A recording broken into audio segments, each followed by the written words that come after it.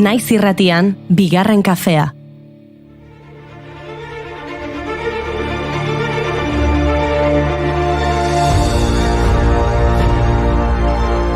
Arratsaldeon guztioi, astearen erdia egin dugu. Hemendik aurrera aldapa bera izango da, aste gogorrau. Bueno, zaiena egin dugu. Astea bukatzen ari da, beraz, aldapa bera, eskua gora eta musika topera. Aste gogorra bukatzen ari delako eskerrak ematea besterik etzaigu geratzen. Izan ere, gaur eskerrak ematearen edo eskerronaren nazioarteko eguna da.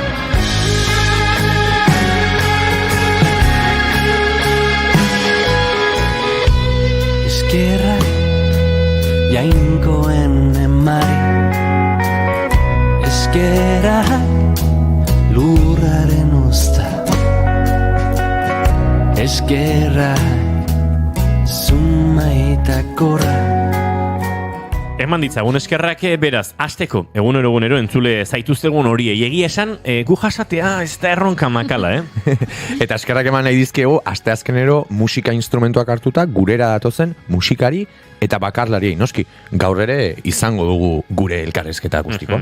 Nik eskerrak eman nahi dizkiet bidea ireki duten emakumei, orokorrean eta baita asteazki ere.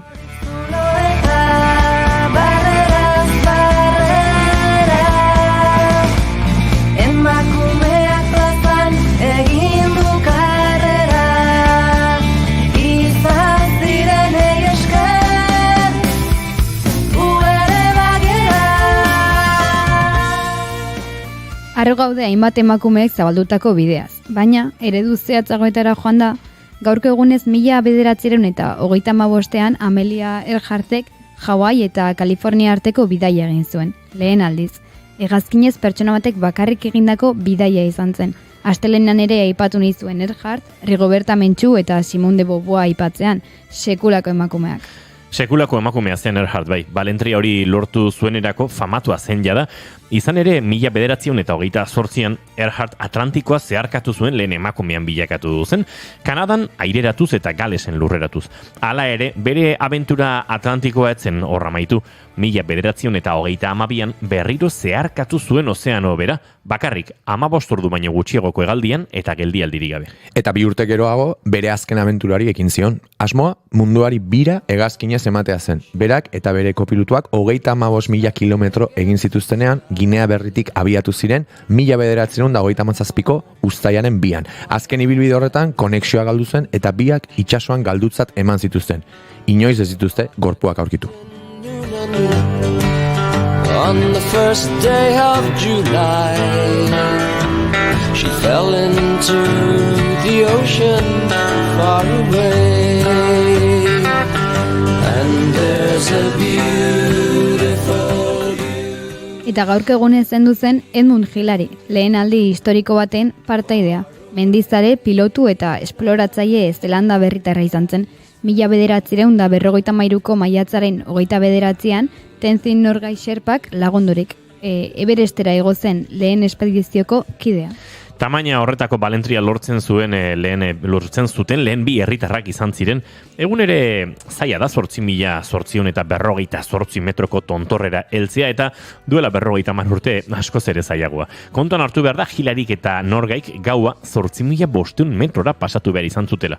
9. kanpalekuan. Eta 15 minutu eman zituzten munduaren gorenean. Eta demora horretan Hilarik Tenzingen argazki ospetsua atera zuen, pioletarekin posatuz. Sherpak txokolatea utzi zuen gailurrean, eskaintza gisa, eta Hilarik John Huntek emandako gurutze bat. Mendian gora haritza, antzak aitzean dabiltza, itxasoaren harimak dakar urgainera bitxa. Kantatuko dut bizitza, usteltzen espazaititza, mundua dantzan jarriko nuke jainkoa banintza. 1983ko abenduaren 23an Salvador Dalik Gala Salvador Dali fundazioa sortu zuen. Handik egun batzuetara, gaurko egunez, bere esku zituen obra guztiak ematea erabaki zuen. Guztira 621 kuadro zituen eta haiei esker osatu ziren gaur egungo museoetan aurki genitzaken bilduma asko. 3.200.000 pezetatik gorako balioa zuten doaintzan eman zituen obra haiek. utzi dezue pentsatzen, gaur egungo 21 milioi euro inguru. 20 milioi euro ingururekin zer ez nuke egingo nik. Gaur oporrak planifikatzeko eguna da, baita ere, nora ez ginateke joango bigarren kafeko kideak 20 milioi euroiekin?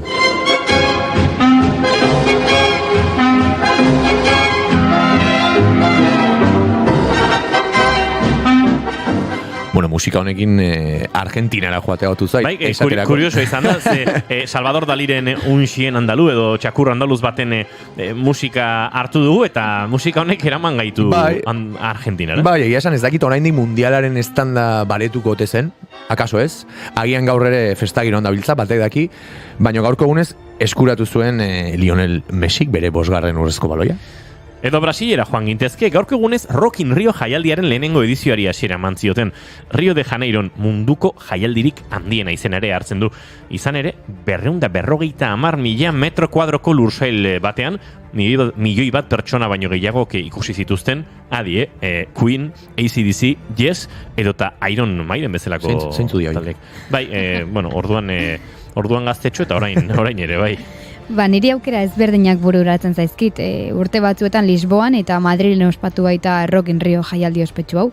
Eta Santiago de Chilek ere urte batzuetan porra guztietan daraman arren, badirudi oraindik itxaron egin beharko duela. Eta Sao Paulora bidaiatzen badugu. Ez da plantxarra, Nila onda, no? Baina hola, bigarren aldiz, esateana, aurten bertan izango da, izan ere, Rock in Riotik abiatuta sortu zuten The Town jaialdia. Iraian izango da, baina taldeak oraindik ere baiestatzeke daude. I'm one of the greatest, ain't no debating on it. I'm still levitated, I'm heavily medicated. Ironic, I gave him love and they end up hating on me. She told me she loved me and she been waiting, been fighting hard for your love and I'm running. Iraiera begira ipini baino, nik uste dut obedugula gaurka saioari begira jartzea. Tira, gure laborategian egongo gara, zuei arratsaldea goxatzeko asmoz. Baina bidaiari gaudenez, Argentinara jauzi egingo dugu benetan, bai, Marcos Tedin izango baita gaurkoan gurean. Eta Los Sanchos taldeko Ruben, musikari, anai eta lagun ona ere elkarrizketatuko dugu.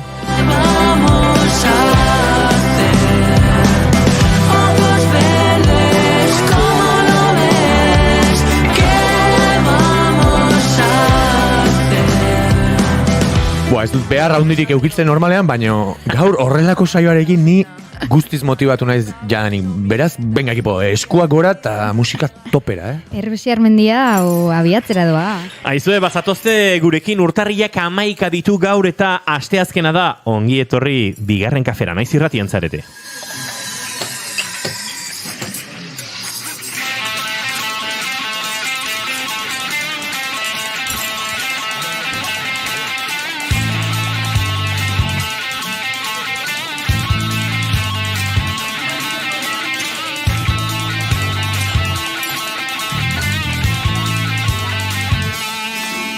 Guazen!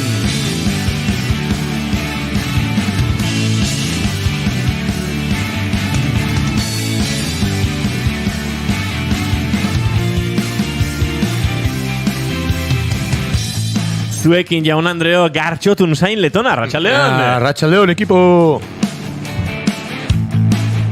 Zuekin atzera kontaketan martxan duen emakumea gorroto dugu Puerto Ricora laizteri ez egingo duen... Goreti Oreja Michelena, Arratxaldeon! Arratxaldeon! Gainera, ez da gorrota esaten dena hola brometan. Pixkategi askoa da, Gaur gorroto dutak nerea, Goreti. Izketan ari zaizuena Inigo Asensio Ilurbide gaur bigarren kafeak 407 du, arratsaldeak 4:14 minutu oraintxe beteta, urtarriak 11, gu 3, urrengo 2 orduetan zuekin bat egiteko hementxe naiz irratian bigarren kafean, ongi etorri.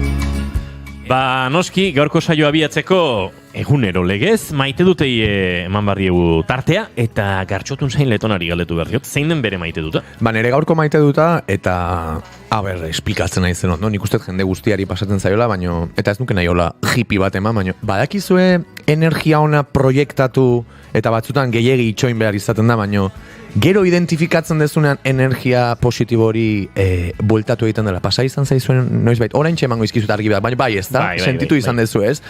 Kasu honetan imaite dut, atzo pasazitzaian gauza bat, eta bueno, izenak eta egoera espezifikatu gabe, izan zen nere burua nuen, hau, ez diote pertsona talde honi idatziko favore hau eskatzeko, ez? Kasu honetan abesti bat sortzeko egoera bat zen, baina nere barruan banuen gogori, energia positibo hori, eta bapatean, de la nada, esaten danan bezala, inundik inora, atera zen, beste pertsona baten mezu bat, zerikusia zuena abesti horrekin, eta horrek animatu ninduen proposamen bat luzatzera, eta sentitu nuen, barruan ezkutuan neukan indar edo ilusio hori nolabait mundura proiektatu nuela, eta maite izan nuen atzo pila bat, nola munduak bueltatu zidan, beste lagun baten zerikusi bazuen, baina ez zuen mezu hori, eta horrek nola eman zidan bultzada nire proposamena egiteko. Eta behin bultzada eman da, nola bueltatu zen energia hori, ba proposamena onartu zuen lantalde horrek. Orduan,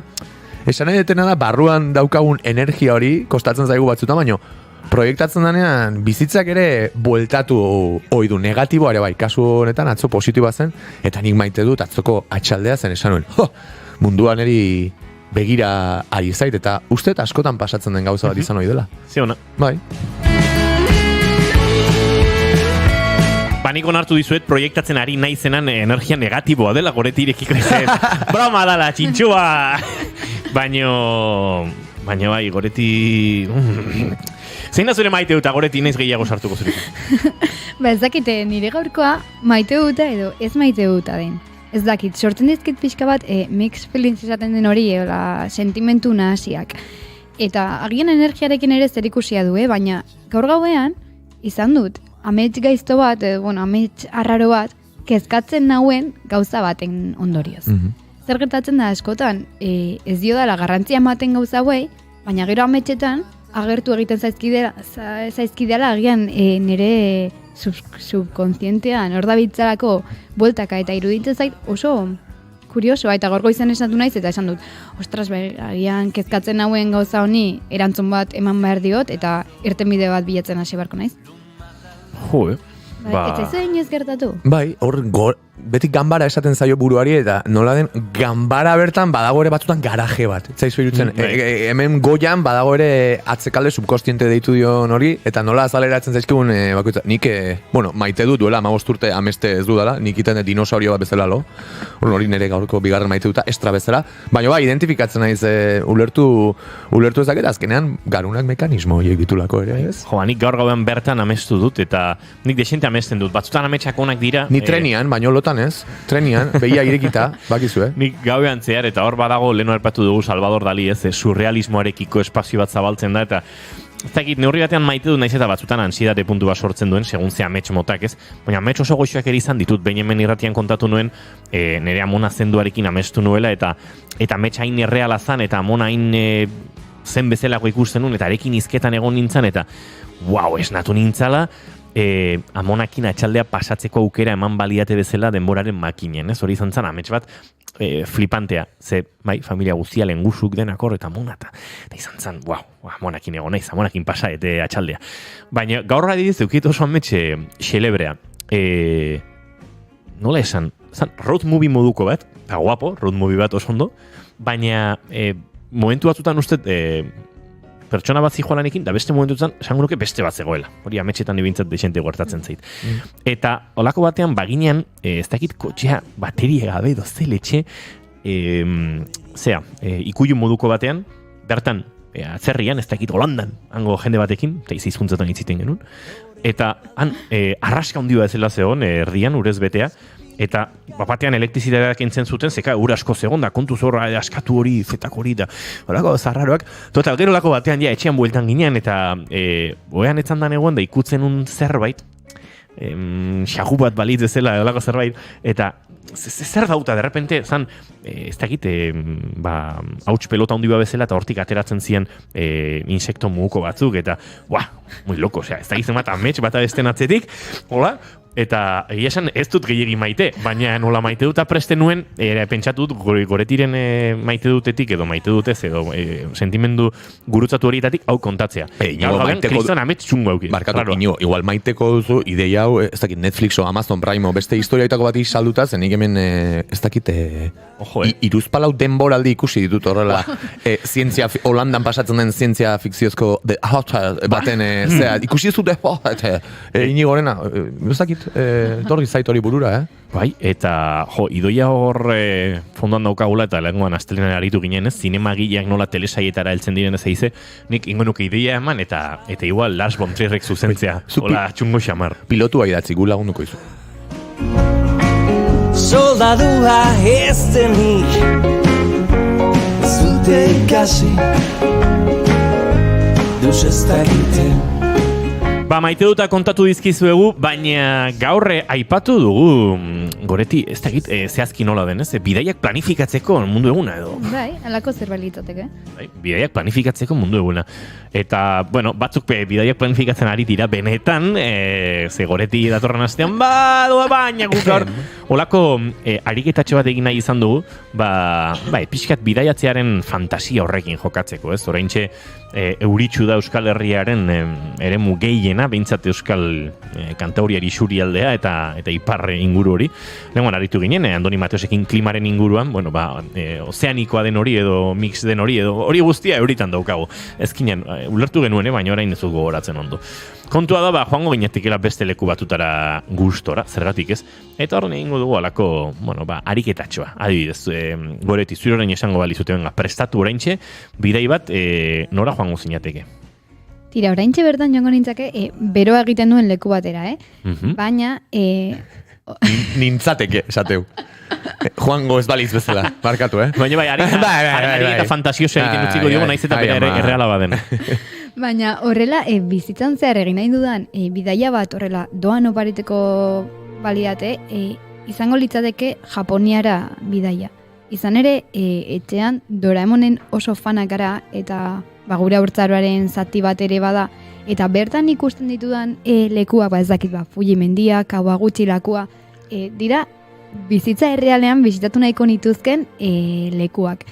Ez dakit hau oso ona den, izan ere jadanik badut barruan iruditegi bat sortua eta agian gero errealitatean ala ez balitz golpe hartuko nuke. Baina, ez dakit, jo nahi dut, bizitzan egiteko zerrendan legoke Japoniara bidaia egitea. Duela urte terdi izan ginen, aipatu dut oraintxe idoia eta biok Olimpiar Jokotan Japonen, eta hori izan zen oporralditxo bat, Olimpiar Jokoak eta Paralimpiar Jokoen artean, eta bai Fujin eta bai Kawaguchiko egon nintzen, Kawaguchiko lakuan Piraguan zeharkatu nuen batetik bestera gola. Ez da haina hundia, eta Piraguan alde batetik bestera, luzeska da, gero murgil zaitezke, baina bai ez da inzabala, esan dute, Piraguan batetik bestera, eta eguzkitzu sartu nintzen, eta ekaitzak harrapatu nindun lakuaren erdian. Eta pixkat kezka hortatik, ez, laku baten zaude ekaitza dago, Liberian placer puntu batetik, eta Japon... Nik itzule nahiko nuke, egia esan guk COVID estres asko izan genuen oraindik, lanean ginela konfinatuta, eta gero ere, hor erdizka zegoen herrialde batean, eta itzule nahiko nuke, baina zeukera hona Japon.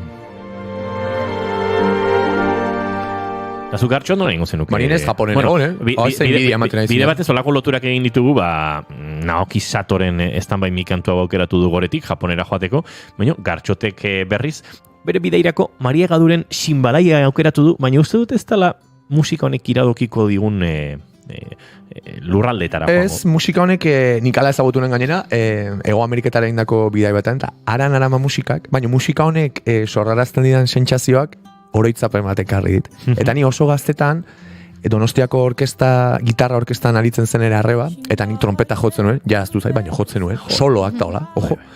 Eta hor, ez dakit, nola izaten da, musika eskola gazten moduko konexio bat bazen, eta Donostiako orkestak, bira bat antolatu zuen, eta ni bira horretan joan nintzen, Europan, ez dakit, 12 urte hola aukiko nituen, autobus batean, 30 pertsonekin, kontzertua jotzera, eta hor, Esloveniako kostan dagoen Piran izena duen herriak, ni ez naiz inoiz sekula bueltatu, atxalde bat igaro genuen, baino izan da herri bat, nere, nola esaten da, iruditeria mental horretan, geratu dena, bezala ez, izugarrizko atxalda zen, herri txiki bada, Esloveniako kosta ezagutuko ezue, ederra da, baino herri honek badu zerbait, oso ederra dela, eta kostan eta hor, ura ere, hemen ikustu ez ditugun koloretakoa da, eta ez dakit, Piran beti niretzat izan da, bueltatzeko leku bat. Akaso gero jungo nahi zoain 35 palokin, eta esango dut, Pirano guapo da. Baino politia zango, obandakat gaina Italia ikusten zen.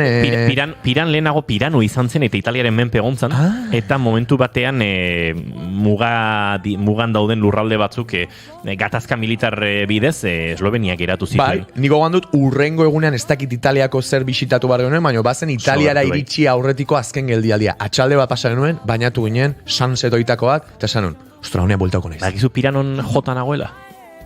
Kalean, musika jota. Kagoela, etxete, nigo. Bai, nabil hemen pixkat Non ez dago niñigo da galdera. Zuen bidaiak sorpresa kaxia batzea.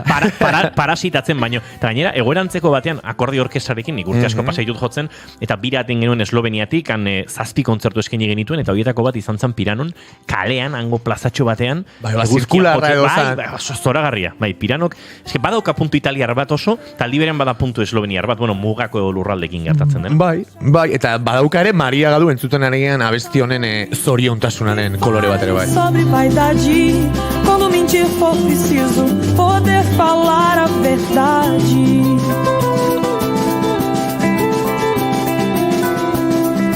Chimbalaie, quando vejo o sol beijando o mar. Chimbalaie.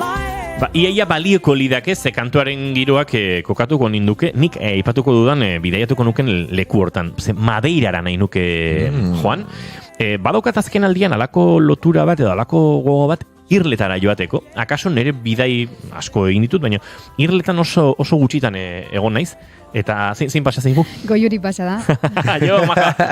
Eta bai, eta aizue, nahi nuen Madeirara joan, eta uki ditut bizpairu bidai interruptuz, planifikatutako lan bidaiak Madeirara, eta azkenan gertatu ez direnak, eta batean tarteka ikusten nire burua, etxean daukadan mapamundi borobil txortan ez, lanpara mapamundi horitako bat daukat, eta hor bueltaka, eta Madeira, eta Madeirarekin ez da izar daukadan, ez dakit gehiagi Madeirari buruz. Madeira, Portugal ez dago Brasilen akaso bere anaio arreba bat. Hizkuntzagatik, bueno, Maria Gaudu. Ez, baina askotan egoten direlako hiriak antzeko. Ez, funtsalera egan egiten da Madeiran, eta tira, kantu hau hartu dut Madeirako, bueno, Elisa Silva sortzaileari, este meu heito.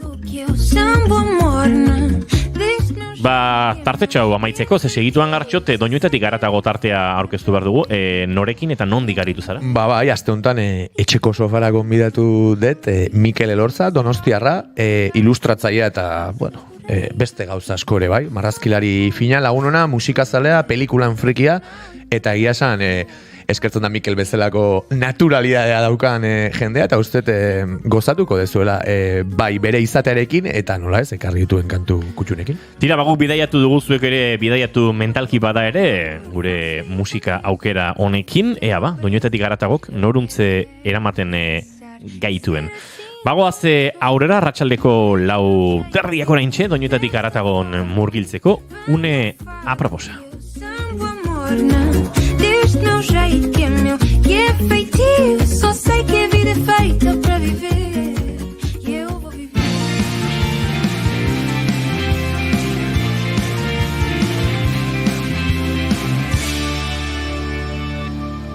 Keep calm and bigarren kafea.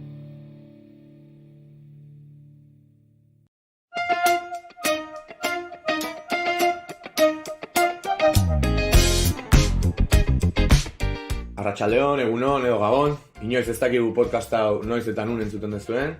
Ongi etorri doinuetatik haratagoren kapitulo berri batera. Hemen nago etxean gaurkoan Mikel Elorza marrazkilari fin eta lagun, eta bidai lagun ere zenbaitetan esan nuke majua dakat onduan. Arratsaldeon, Mikel. Arratsaldeon. Eta mila esker nere podcastea etortzeko gonbitari baietza emateagatik, nola ez beti ere azken orduan eta presaka.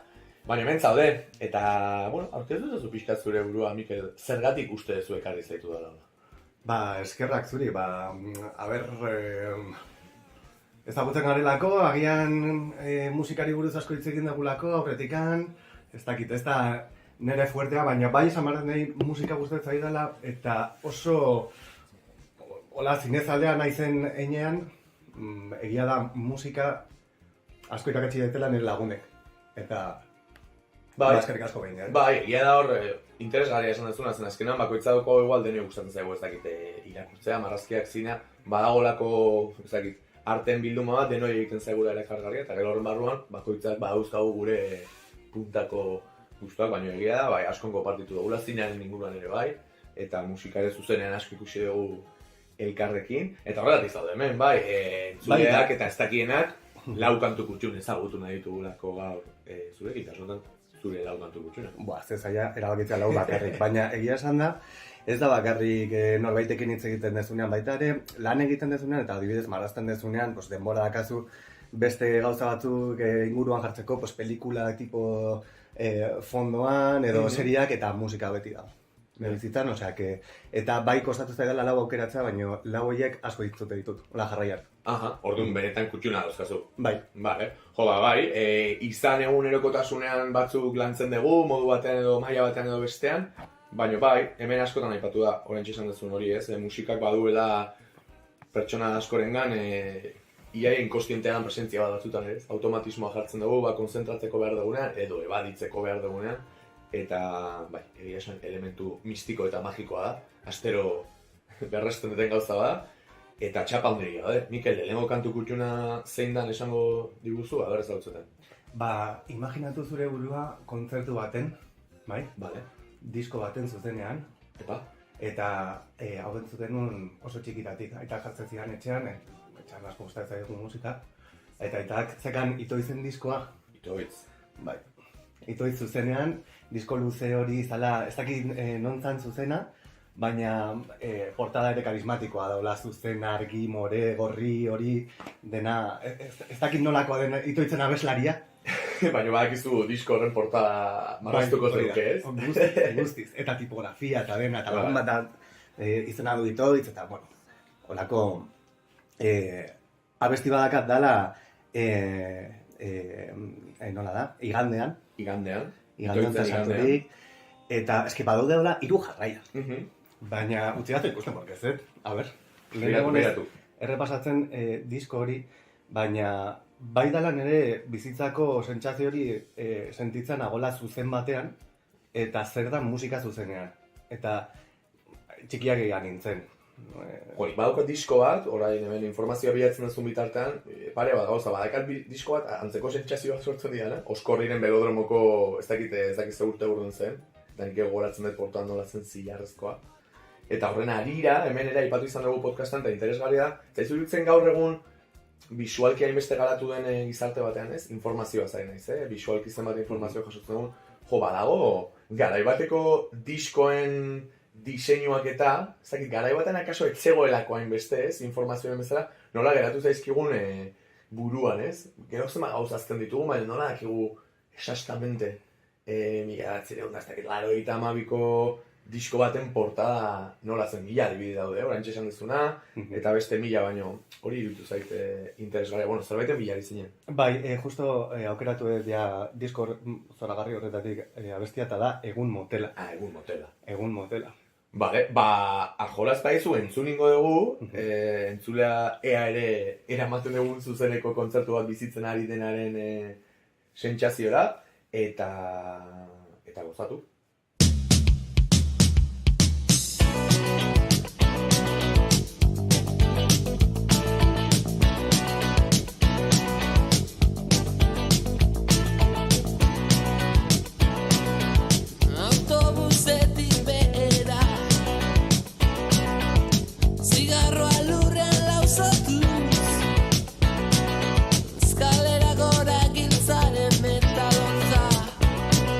Até o que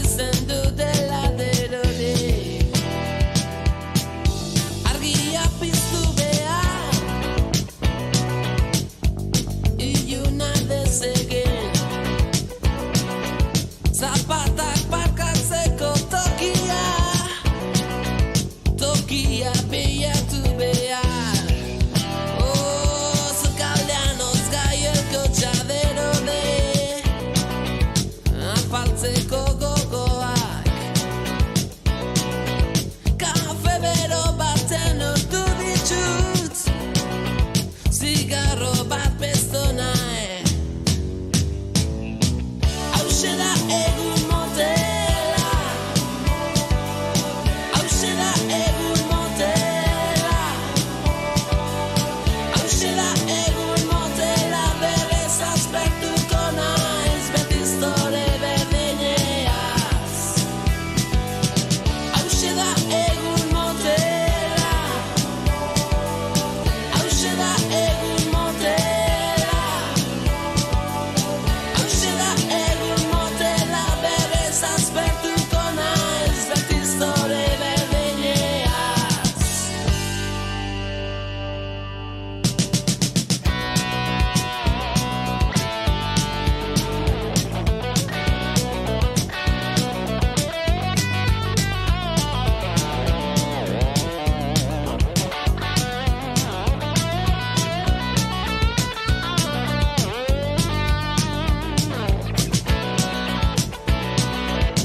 Bokatan gain dagoen diskoak Hautza zalean eseri behar naiz Oinak bilutzik efemen gainean Telebestan zatak betetzen Aidea Iezerako botoi banu Autobideen arrai horiak Bukatzen dien puntura joateko The modern look English is speaking Hauxe da egun motela Hauxe da egun motela Hauxe da egun motela Berez aspertuko naiz beti zore berdineaz Hauxe da egun motela Hauxe da egun motela Hauxe da egun motela Berez aspertuko naiz beti zore berdineaz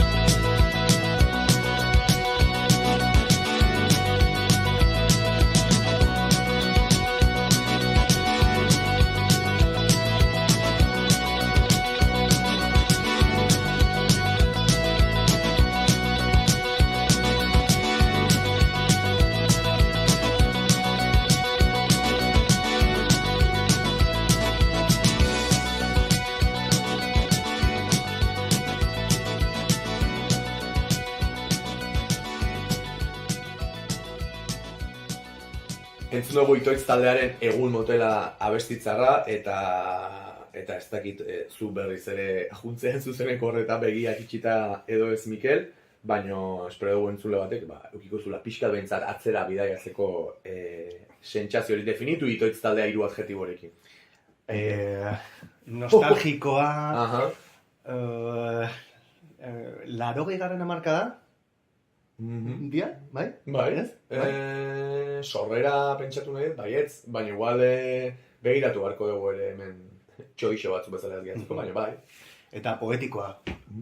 Juan Carlos Pérezen letrak dira, izugarri poetikoak eta berdin duzen bat alditan entzuten edo irakortze dituzu beti ez dakit zerbait. Baukat zerbait. Bai.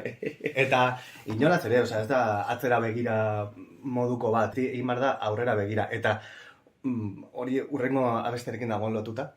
Zuk lotu ezu, zein da urrengoa. Imaginatu kontzertu batetik bueltatzen zera, eta haizea esaten, ondo pasatu nun, saka gozea, gozea ez dakazu, porque azte berriz festari buruz hitz egiten, eta ze ondo pasa dezun, eta nola gustatzen zaizun. Eta mundu baten isiltasuna egiten da, beti eduke behar da, eta uste hau hitz egin dagula inoiz, beti eduke behar da, Sorotan Beleren disko bat. atera da hemen, Sorotan bele atera da, baina, a ber, deleitame esateana. Zortzi orduko ekaitzan norbaitek esan doia? Ba ez, baina friki batekin izketan iztea eta badakit zer da, hori instrumentala da. Bueno, egin handi batean, esango nuke. Bai, hasieran daka piano eta efektu horiek eta pianoa, de hecho, etxeran jotzen den pizkat. Abesti hori. Bai.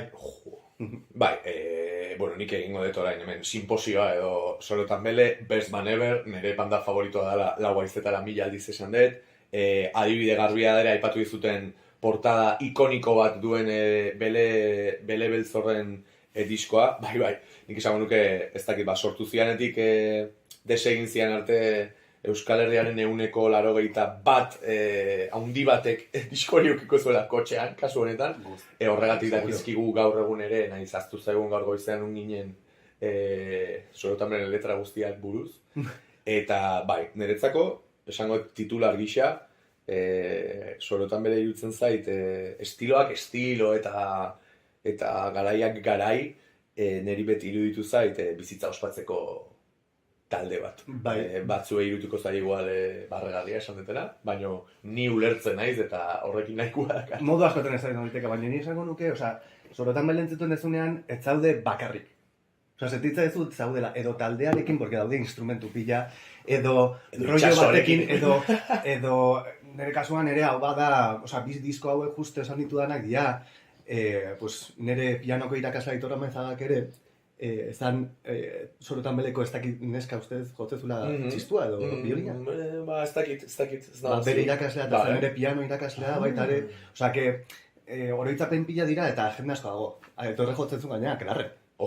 Beste bandaza bat. Baina, bueno... Eta zaude iniz bakarrik talde honekin, ez? Sorotan bele, hola da. Menditikan zoaztu bakarrik eta txistoete dituzu solo guztia. Txirula magikorio, ze kristo. Eta katxagorriak agertzen gindea hor, bai, tio! Disney bestela. Nik egin disko dauka, Bueno, Sorotan bere nik uste ere bestaldean dauden entzuleek ezagutuko dutela, eta ala ez bada, prestatu zaitezte zuen bizitzako iti bera aldatuko da.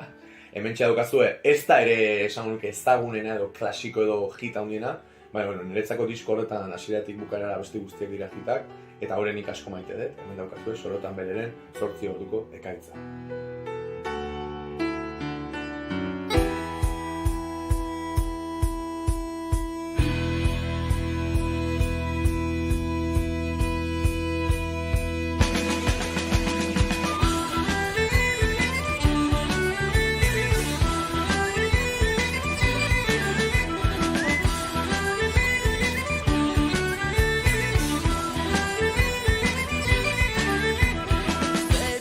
Odeiak daude, itxasoan txalupak, zapatak guztiz bustiak, gorputz osoa darraka. Neguko eguraldia dago, eta hau da orain txasira, trumoiak sumatzen dira, itxasertze honetan.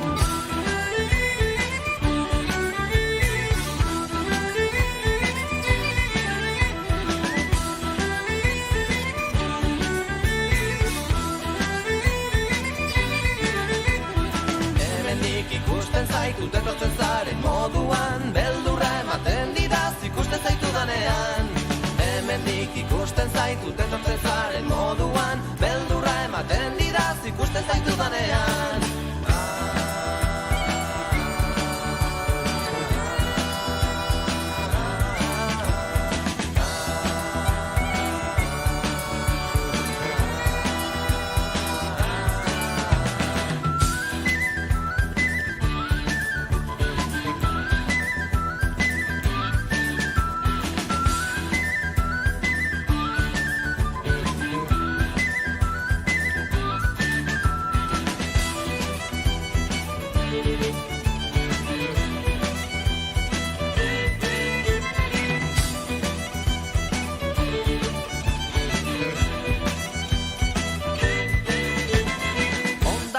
Eta nago, nomait txukundu beharra, goitik behera bustia, uriaren errua da.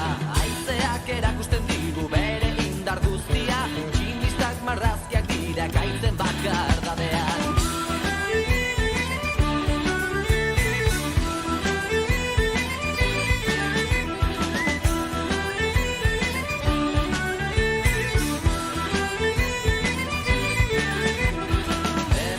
ikusten zaitut etortzen zaren moduan, beldurra ematen didaz ikusten zaitudanean. Hemendik ikusten zaitut etortzen zaren moduan, beldurra ematen didaz ikusten zaitudanean.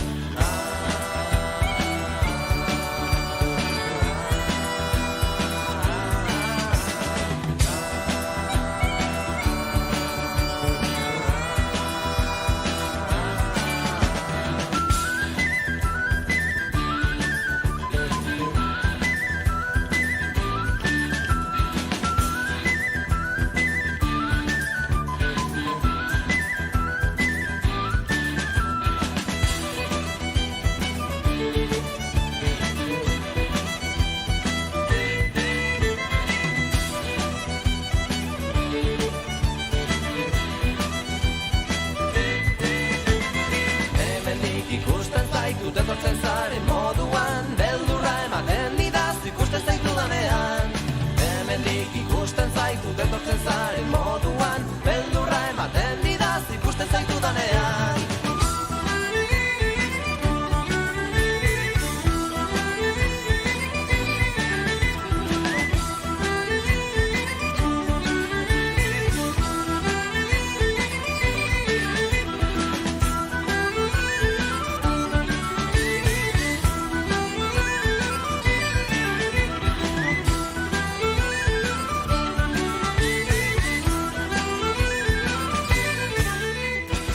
Bueno, eskerrik asko Mikel, sorotan belekartzatik beste behin podcast honetara eta nire talde favoritoa edo gustokoena lehen lerroan jartzatik. Respect, esaten bezala. Aurrera goaz, 3. abesti kutxunarekin, nora goaz, kontzertu batan egon gara, kotxean ere ez gea bakarrik sentitu eta kaia horriak etorri dira, orain nola eramango dituzu. Abentura txiki bat izan nuen Durangoko azokan aurreko urtean, erosin nituen disko batzu oso nostalgikoak ziren eta ez dakizen, baino, erosin nuen Pelasen diskoa, nola da, hola, gorrilla eta orilla den bat. A eta B? Ez, bestea. B eta C? Bestea. B eta D? Habitus dakana. Jo, ez dakit, beti hau gaina hitzakin izanetu nahi pedaiorekin ere, Pelasekin, eta nik ere lioa daukat, gehien bat ere, dalako tipo bat, gelditu gabe gondala azken 15 urtetan, bakarrik jodu, gero Pelas eta banda egin zuenean ere ibili zen hor, bueno, 1000 historiotan ibili dela, gaur egun egon kortu duen laukote hori lortu arte, eta hor azkeneko diskoak badakit A, B, T, D, C, A, abecerario erdien zutela, denak maixuki ere, esan behar da, baina ez dakit ze diskokoa dan esastamente, beraz, bilatzen dezun bitartean. Talkak egiten du didaktika. Bai. Bale, orduan, hau lehenagokoa da, hau esan duke A, B eta C, D garai horien, baino lehenagokoa dela. Eta zea besti aukeratu duzu? Habitus.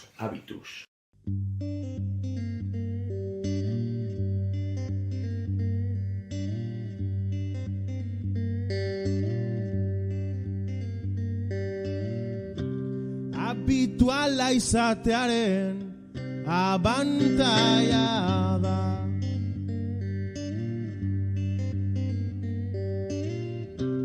Habituala izatearen abantaia da.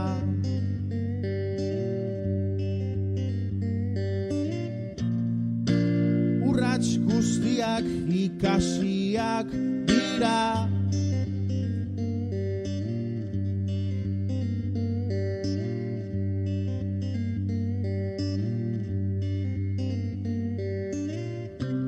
Eta atzoko galderek iraunen dute.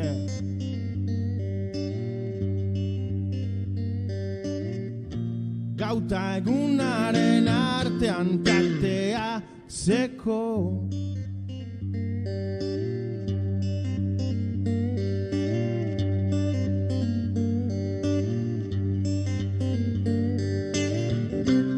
Aditua izatearen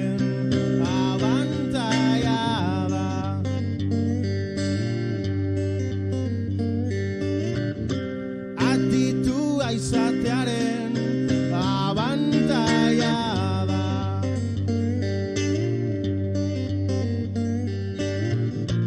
Itzak pentsatu gabe onartuak dira.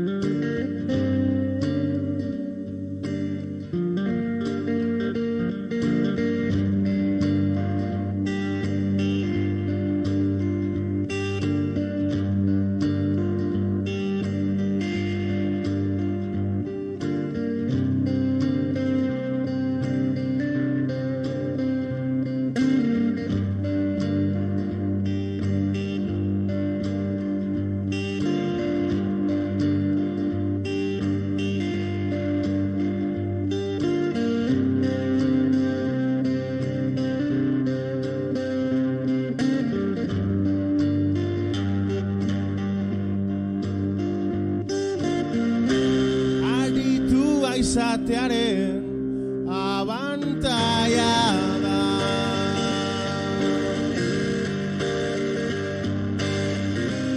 Aditua izatearen abantaia da.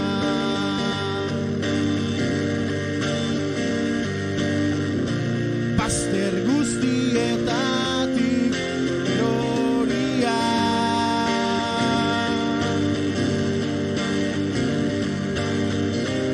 Altxatzen ikasia dut ez baizidate.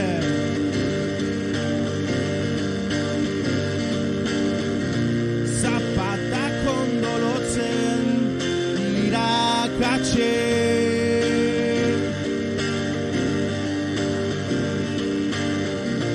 Zapatak ondo lotzen.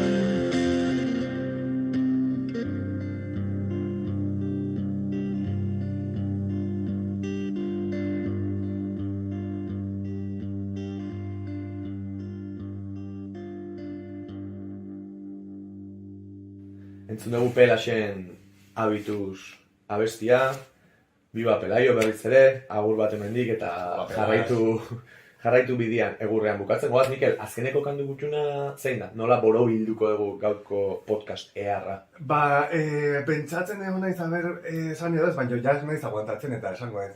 Erabakiko oain azkeneko abesti hau da, bestalde ez da? Ojo! Madeleine taldekoa. Niki nun.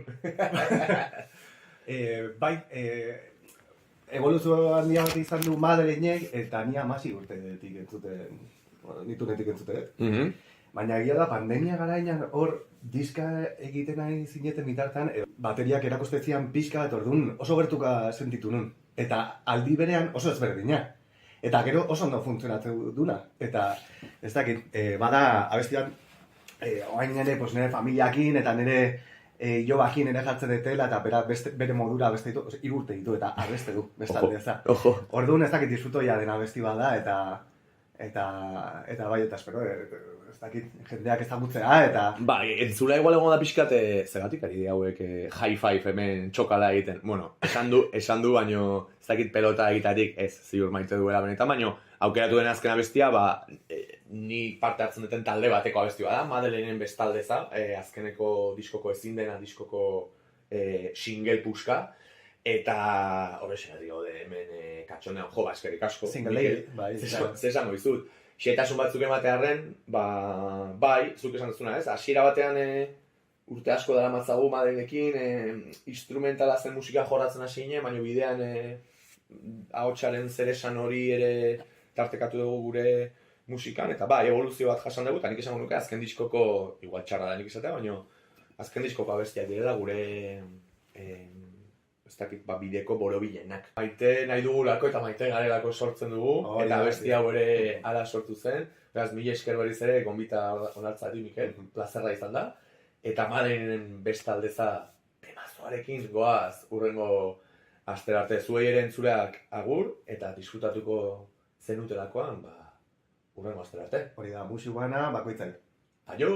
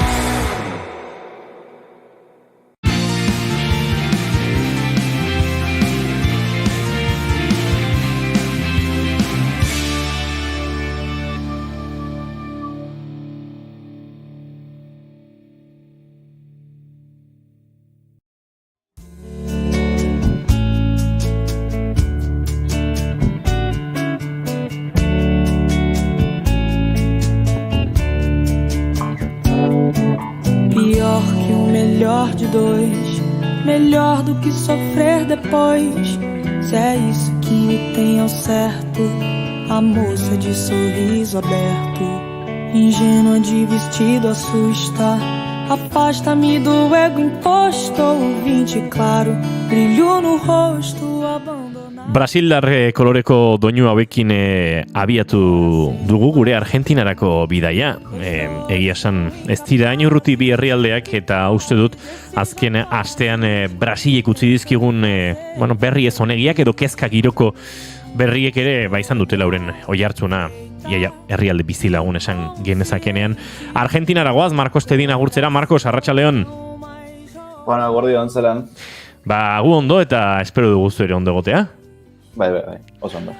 Aizu, aipatu dute, Brasilen azken aste honetan izandako estatu kolpe eskaera hori, okupazioa, instituzioen okupazioa, eta hortik sortu den liskarra, gatazka, kezka. Espero ziteken zerbait ere badan urri batean, Bolsonaroren jarraitzaileen joera hau, baina, tira, espero izateak ez dio larritasunak entzen, ez dakit nola bizi izan duzuen Argentinatik, eta ze giro den Amerika Latinan orokorrean, Brasilgo aferarekin. Bai, nik uste dut politikari daukionez, Ego Amerikan dana dauela lotuta, ez da? Nik uste dut lehen hitzein genuela hemen Ego Amerikan dauen joerari buruz, hori da polarizazioa, eta nik uste dute Ego Amerikako herrialde guztietan gertatzen den gauza bat dela, eta, azte honetan ikusi dugu Brasilen, kolpezatu hori, eskaera hori, eta nik uste dut, larritasun handia daukala, eta batez ere, orain dela 2 urte ikusi genuela estatu batuetan zerbait, antzeko zerbait, eta horrek erakusten du badauela joera bat eskuinari lotuta, orduan, nik uste dut kezkatzeko moduka. Mulher carente, a linda rosa. Argentinan azken asteetan ere aipatu izan ditugu zeinbat gora behera, aipatu duzu estatu batuetako erreferentzia hori. Zoritxarrez estatu batuen bideak edo badu eragina mundu osoan, baina esango nuke Hego Ameriketan edota Erta Amerika eta Hego Ameriketan bere biziko eragina ere baduela, ez ikusi besterik ez dago, El Chapito Guzmanen atxiloketa eta Joe Bidenen bisitaren arteko lotura hori, Mexikon, Sinaloa nola egon den, zoritxarrez Amerika osoak asko begiratzen dio Ipar Amerikari, eta esango nuke hori badagoela, ez, joeren errepikatzeko joera bat, ez, Marcos? Ba, noski. Beti da nik izan da holan, zagite ezagutzen duzuen Plan Condor, baina, estatu batuek antolatu zituzten Hego Amerikako herrialde guztietan gertatu ziren kolpezatuak, orduan. Igertzen da estatu batuek tekiela olako garrantzia bat hemen Hego Amerikan, eta tamalez holan jarraitzen dugu, eta ezin dugu zer aldatzeko, eta baina hori, azkenean estatu batuetan egonda bai, goraka bat horre espin muturreko mugimenduan, eta hor, islatzen da Hego Amerikan. Batez ere Brasilen, eta, Brasilen batez ere. Bai, Brasilen batez ere, baina egia da, Amerika Latinan eman direla ez azken bizpair urteetan, azken urte terdi 2 urteetan ere, ezker eruntza hainbat aldaketa hainbat herrialdetan, eta horrek ere sortzen duela alako kezka, ez, erabaki demokratikoa gauzatzea hainbeste kostatzen da, Marcos, ezkerraren garaipen bat Amerika Latinan, berez nahiko zalantza sortzen dituen prozesu elektoralekin, nahiko zalantza sortzen dituzten demokrazia higiene kontuekin, arek ezkagarriago dela, ez, gainera eskuinak erabaki horiek onartu ez, eta horren kontra egiteko joera hartzen badu ez. Nik uste kezkatu behar garela demokrazia arriskoan dauenean.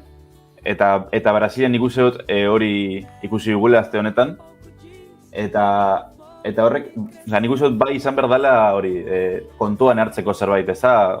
Horre aldatzeko zerbait izan behar da. Orduan, nik uste dut hortik aurrera, bai egin behar ditugula zenbait gauza,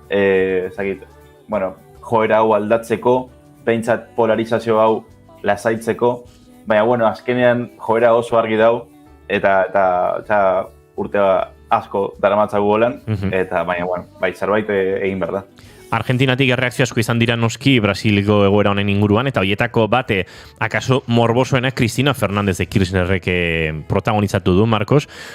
Neurri batean, bera pairatzen ari den egoera judiziala parekatu nahi izan dolako Lula da Silvarenarekin, eta noski, denborak erakutsi digu Brasilen Lula da Silvaren atxiloketa izan zela operazio sasi judizial, sasi militar bat, bolsonarismoaren eraginpean, eta neurri batean ez, olatuaren girori harrapatzen saiatu da Kirchner, ez da egoera berdina den esan daiteken. Zaila da konparatzea, Zaila da konparatzea. Nik uste dut zentzu horretan, zaila da.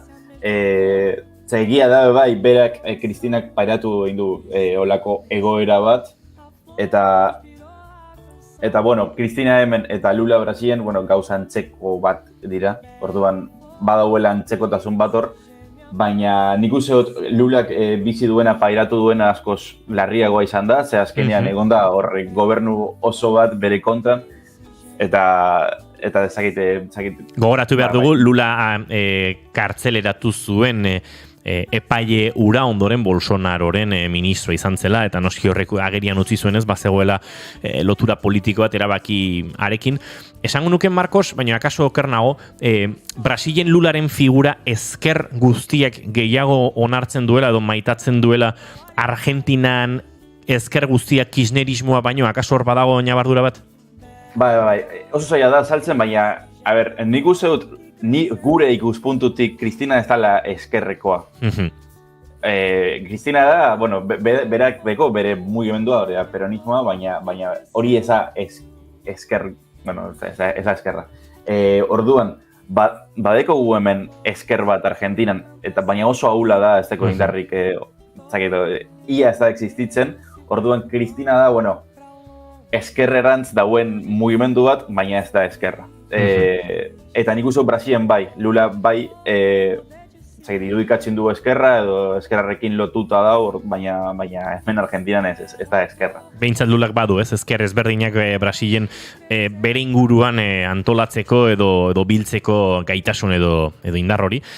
Tira, erreakzioare argia izan da, atxiloketak izan dira Brasilen. Ikusi barko dugu nola jarraitzen duen giro horrek, eta jarraituko dugu horri buruz hizketan, baina bestela, konta duzu, Argentinan, bueno, ze giro, gaurko egunez, lortu zuen bosgarren,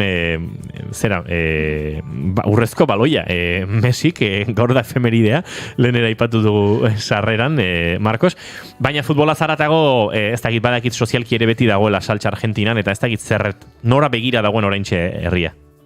Bai, egia da beti, hilabetero dauela gai bat ilpilan. Eta bueno, urtarriko gaia da, bueno, orain dau epaiketa bat.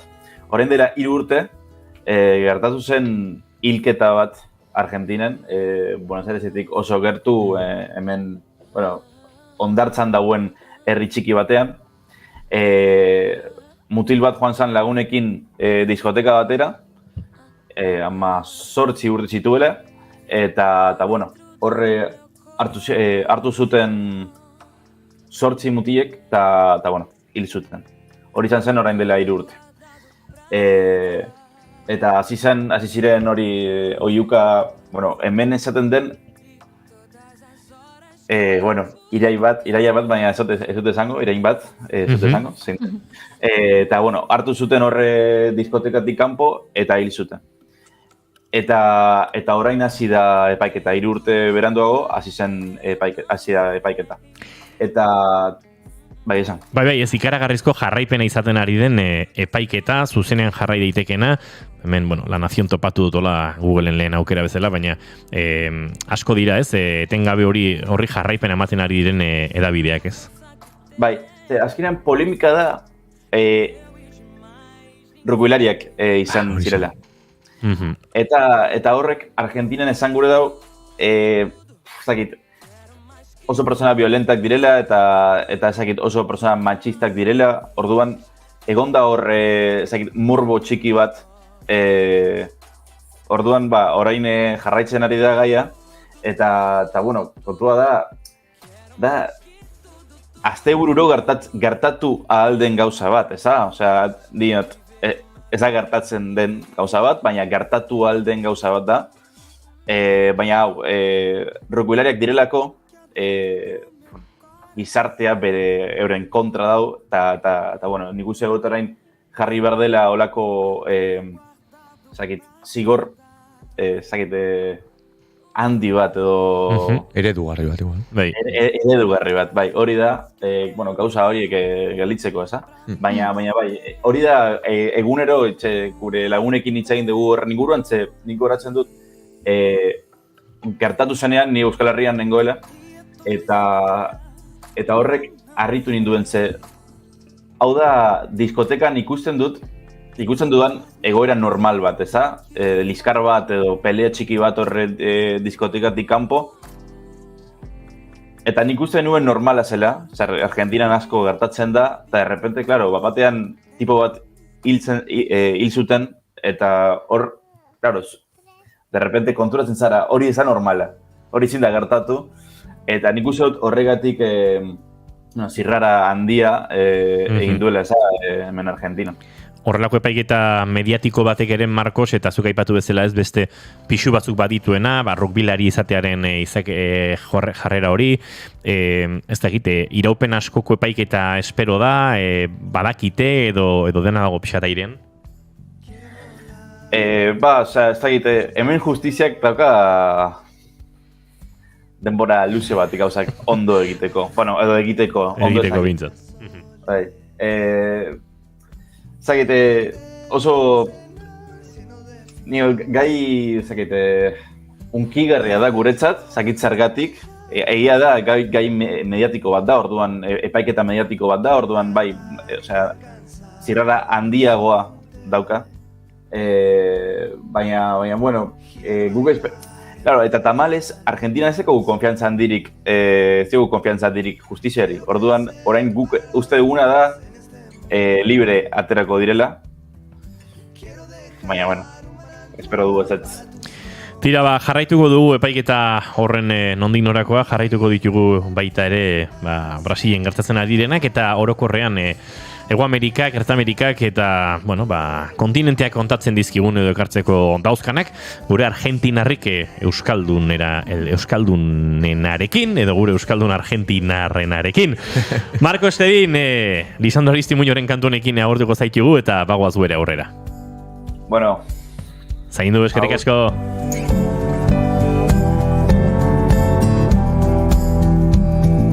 Quiero crecer para los dos en este mundo.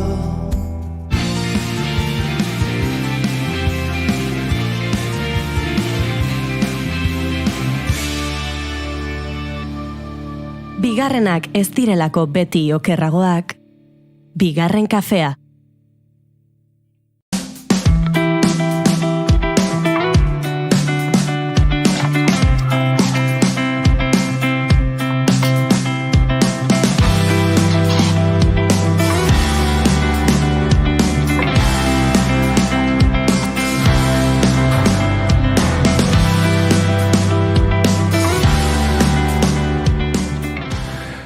Nerabe izan ginen noizbait, eta garai hartan, eta gure abesti gustokoenen atzean, bazen errege bat.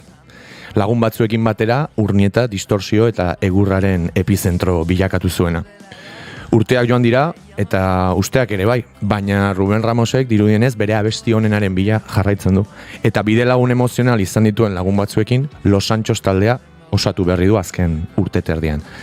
Eskaso entusiasmo izeneko lehen disko aurkeztera, eta nola ez, laguna handia den moduan, bizitzaren inguruan hitz egitera gonbidatu du gaur. Beraz, ongi etorri Ruben, Bigarren kafera, eta bejon deizula. Kalean da eskaso entusiasmo, eta nik gaur fuerte hasiko naiz. Denbora galtzeko modu honena dira abestiak? Kaixo. Arratsaldeon.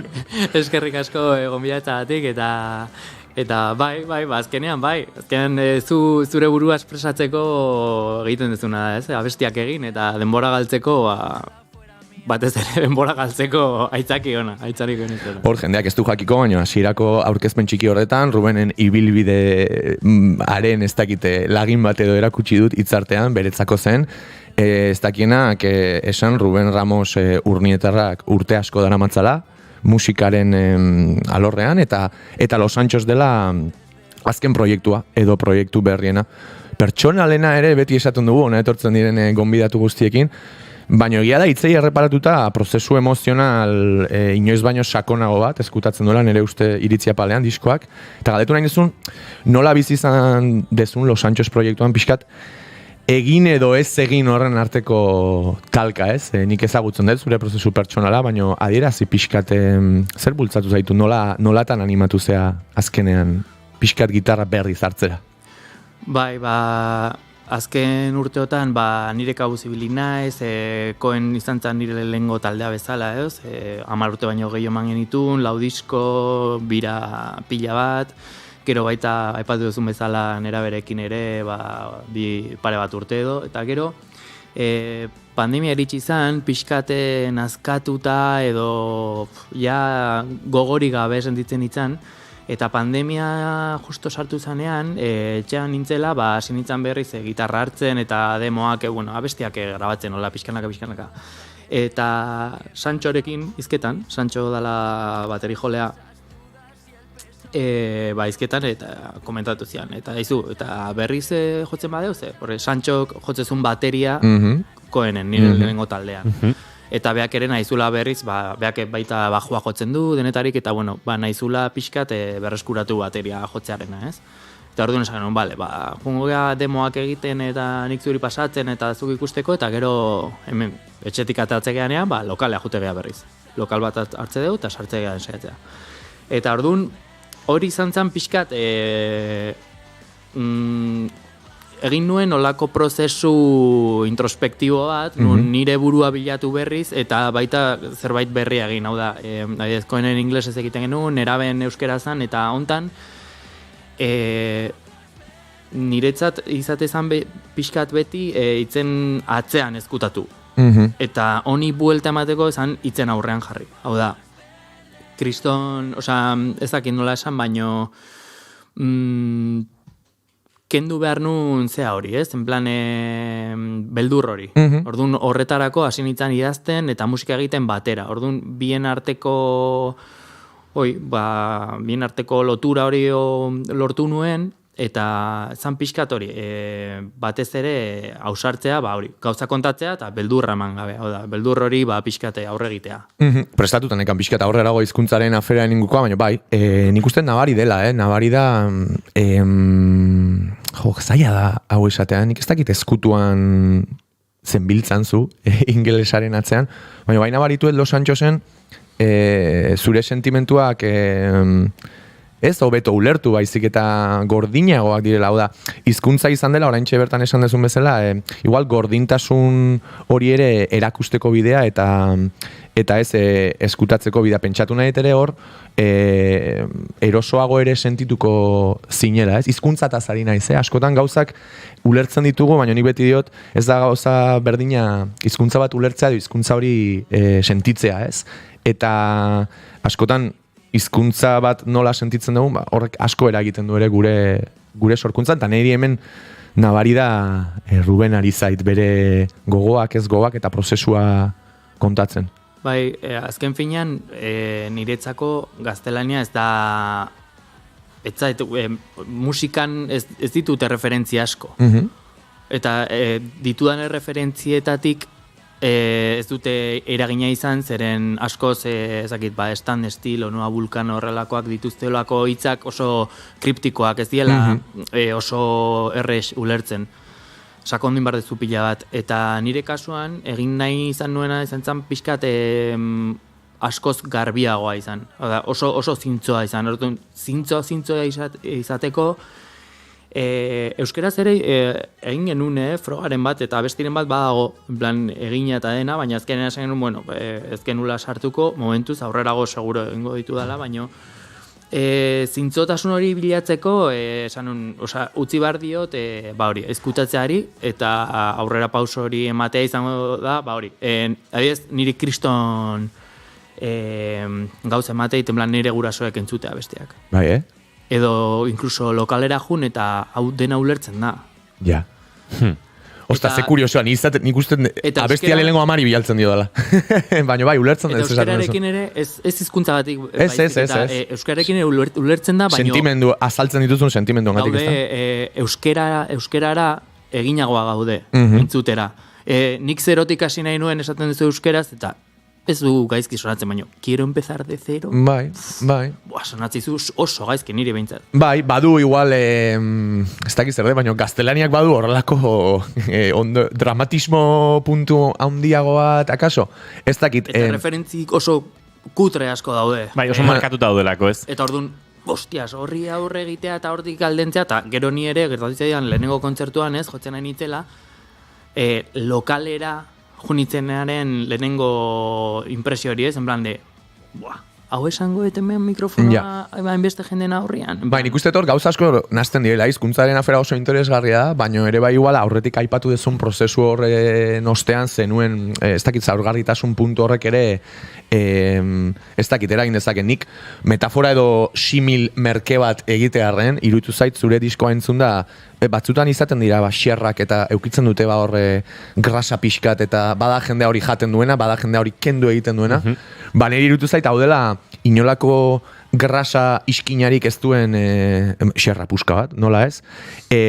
Hau da, esaldi guztiak dira oraintxe esan dezun bezala, denak titular sorta bat izango balitz bezala, hemen ez dago, leheno aipatu dituzu Nueva Vulcano eta Stan Stilta, hemen ez dago metafora askorako lekurik, nik tankera hartu dio zure, ez dakite, diarioaren PDF bat egingo bazenu bezala zuzenean, ez da? Gero hor beti egoten dira zeak, baina niri asko gustatu zaitzen, ez dakit, zuzentasun hori izan gaztelaniaz ingelesez edo euskeraz, sentitzen da eta bejonda izula nik uste, autu ederra dela, eta, ojo, euskeraz zer sortu duten kuriosidadak adinu. Baitanik ere, hemen aipatu duzuzuk xerra eta iruditu zait lotura egin behartzela solo karne honekin. Hoi da.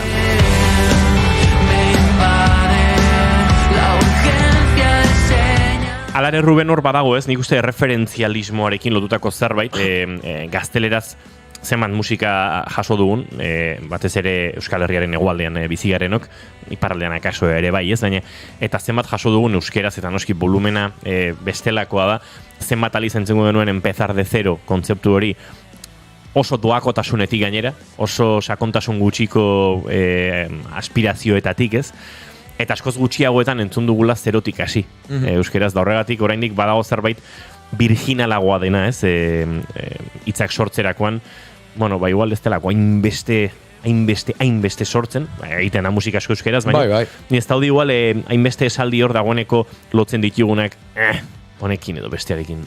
Bai, eta niri ere, zerbait, burutik pasazitzaidan zerbait zala, eta badakit euskeraz egingo ditu dela bestiak ere, zeren da nire egunerokotasunean eramaten dudan gauza ez, baino egia da hori, eta justu adibide hori jarriet, zerotik hasi nahi nuen, ze Gorka Urbizuk esatezuna abesti batean, eta esaten nuen, ke kabron, berari ondo gehatzen zaio, baino imaginatu hori erderaz esatea, ez? Gaztelaniaz esaten nuen, bueno. Zer gaizki, edo ez, igual nire gauza da. Orduan, zan pixkat hori, saiatzea, sakontzea, eta gero, azkenean nire gurasoekin gaztelaniaz ibiltzen naiz, da nire ama hizkuntza, eta aurrekoan irakurri nuen, nola euskaraz da nire ama hizkuntza, baino amak hizkuntza hori eman zian. Hori mendiluzek ere bertxoan bota zuen alderantzizko zerbait, ez? Irakurri nuen nolako zerbait, Instagramen, Bai, nik gehitu nahi nuen zen, interesgarria irutzen zait, etzaizu irutzen ere, aipatu dezu gaztelanian erena, baina gazteginean ere musikarekin antzeko zerbait pasatzen zen. Hau da, hizkuntzaren afera musikara pasata, garaibatan ere gure, ez dakit musika abrasibo edo agresiboagoaren erreferente guztiak kanpokoak ziren. 17 urte genituenean gutxi ziren, ez dakite, denengatik itziten ez, baino, igual hemen ere ez zeuden horren beste talde metalero erreferentzia eta tarteko, eta bapatean estatu batuetatik izugarrizko uoldea. Zutagar eta asgar denitula, ez? Bai, baina izan metala, roka, jarkorea, hau da beti, putzuaren beste aldean, hemen bi balin bat zeuden, han 120 zeuden, orduan nola ez ere eragina izan estilistikoki horrek, hizkuntzan ere bai, zenbat oitu beran ingelesezko sonoridadera, beti hemen aipatu izan dugu, zenbat abesti ikasi ditugun fonetikoki jakin gabe gutxi flash zer dan, ez? Bai. Eta gero nola integratu dugun hori batzuek edo besteek gure taldetan ordun, eraginarena oso interesgarra ditzen zait. Eta horri helduta, kuriosidea bezala galdetzera noa orain, Refuse taldea garai batean, ez dakit orain, baina zure gustokoena zela gogoan daukat, eta Koen taldearekin ere gogoan daukat nola teloneatu zenuten taldea, bertan nintzen ineu, eharki paso nuen, Bartzelonan. Gartxot fan. Bai, fan. Bai, bueno, pipa esatezana, baina. Eta hor, pixka sakontze aldera, egun horretan nola zinen ziur ondo goratuko dezula, gaur egon, eta 20 gutxi eukiko zenituen, nere antzeko edadea dakazulako. Ze gabezi zituen razmataz hartan Refuse teloneatzen zegoen Ruben horrek, eta gaur egungo Rubenek zein ditu, arekin alderatuta. Beti egiten den jokua, ez? Arek ze esango lioke gaur hemen naiz irratian dagoenari eta alderantziz, nola aldatu dira hoz? Espektatibak. Bai, ez? Bai, gazteagoa zeanean, ezakit dituzolako, bueno, ez dala gaizki, ondo dago, olako... Bai, aipatzen dituzu diskoan ere, bai, Espektatiba eta amentsa hitz rekurrentea, bai. Bai, bertan esaten da, ez? Beti, jute zeana, ezakit, bira batean, ez? Eta emate dituzu, urte batean, 40 kontzertu.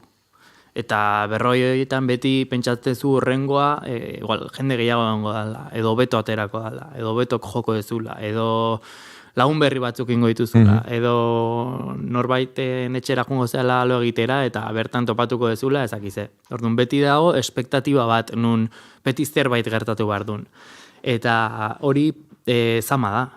Osa, berez, horrekin bazaude denbora guztian, dago pixka hipia da, baina ez duzun momentua bizitzen, ze beti zaude espektatiben atzean. Orduan, niri duela 10 urteko Rubeni hori esango nioke. Plan, chill. Espektatiba... Lasai ametxekin, Ruben. Ano flipar. Bai, ez da flipatu behar. Eta ez, Refuse-tena oso gauza bitxia izan zen, ze taldea momentu horretan deseginda zegoen. Lau ginen, bi taldekide geratu ginen, eta bateri jole gabe geunden, bajista eta nik geunden bakarrik. Eta de repente dei bat jaso genuen. Bueno, gure Marcosek, gure manaierra edo, beak dei bat jaso zuen, non nahizu, telonero bezala, nahiz zaituztego, eta hori, eta esan genuen, hostia, noiz da, urrengo astean, eta zer, eta justo egun bat lehenago Sancho etorri izan ensaiatzera. Osa, ari ginen pixka taldea... Bir sortzen edo, osatzen. Ensaio bat. Eta errepente dei hori jaso genuen, eta bildu ginen, eta esan genuen, jo, behar dugu, osa, ezin dugu ez zaren. Orduan, bildu ginen, eta zinen ensaiatzen, hori, egunero, igual 8 egun segidan... Intensibo. Full time. Bai. Eta iritsi ginen bezala, entre urduri, 3, 4 izan beharrean, kriston estenatoki batean. Taldekide berria gainera, ez? Taldekide berria ezagutzen zala, baina oso gutxi, ez dago kimikarik niretzat zuzenekoa ikusterakoan ez da ondo edo gaizki jo, baizik eta kimika edo, badago jendia duela zerbait ez, bere aura moduko bat ez, hori oso garrantzitsua da niretzat, eta momentu horretan, etzeon sortu behar zan. Rubeni segituan eskatuko digu lehen kantua hemen gure set akustikoan, baina niri aspirazioen eta ametxen eta flipatzearen inguruan ora osnarketa bat torri zait. Ruben, azken urte hauetan pixkat inposatu da ez, diskurso bat, ez borrokatu zure ametxak, hau zuk sinisten badezu, lortuko duzu, eta beste, eta ez da egitezote litzateken aldarrikatu behar justu kontrako, ez? Bai, noski, amestu gauzekin, baino proiektuak ez direla sortzen, ez, estadioak betetzeko edo diru asko egiteko eta uste dut hori pixkat begibistatik akaso galdu dela azken urteetan, asko dagoela etorkizunaren zama hortatik edo. Bai, hori hildo hortatik zan pixkat espektatibena, hau da, badaude taldea sortzen dira eta bebekan jo nahi dut. Zertarako jo nahi duzu. Lauetan jotzeko eta 20 pertsona duteko, seguraski Bilboko gaztetxean igual 80 lagun bilduko dituzu, asko zobeto pasatuko duzu, eta gainera, ez dakit olako konexio... humano. Hori da, emango da. Bebekan festivalak niri gustatzen, eta jute naiz, eta ikuste ditut, eta kontzertuak eman ditut, eta denetarik, baino egia da, musika dela espresio bat, eta espresio horren baitan egin behar dela da konexioak lotu, edo bai ezakite, publikoa eta musikarien arteko energia hori, ez?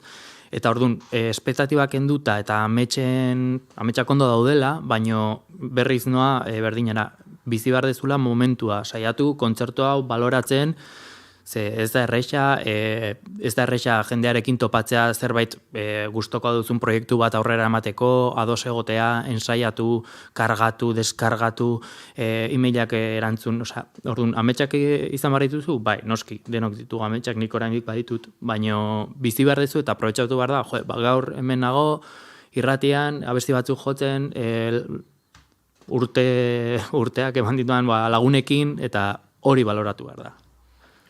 Amen. Amen, nik hemen nuen justo ametxokerrak izan ote ditugu galdera, baina zuen hausnarketekin erantzun edo ez, bakoitzak aurki dezala ere bere garunean erantzuna. Lehenengo abestia orduan, ez da? Zein izango da lehen kantua? Kaparazon. Kaparazon, hori da. Nahi dugu zuzarrai kontatu kantuaren inguruan, edo entzuleak entzun dezala besteria, Bueno, ez dago la besti kriptikorik, baino... Disko abiatzen duena da, okaraz da nago. Ala ez. Asten dena. Bai, abiatzen duena. Bai. Bai, eta pixka moldatu dut, zati batzuko grabeagoak ditut, beste ikuspuntu bat eman diote akustikoan egiteko, eta besterik, Bai, gurra Ruben, zen entzulea jakin dezala Los Sanchosen normalean bi gitarra daude, así que ziur Ruben ere egon dela bere etxean gaurko egun berezia prestatzen, eskerrik asko horregatik, eta bere entzuleak maite duen. Hementxe Ruben.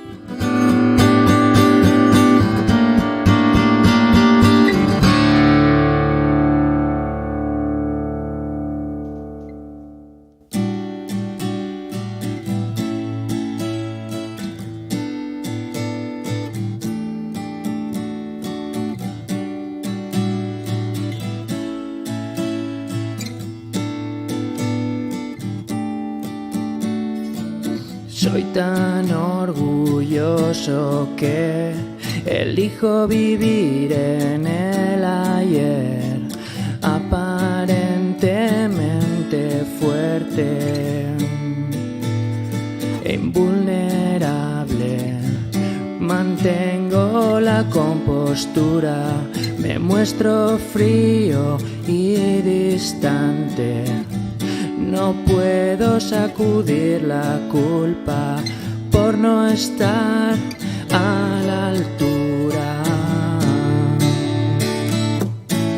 Quise ser un caparazón para poder así refugiarnos aquí en vez de yo en ti.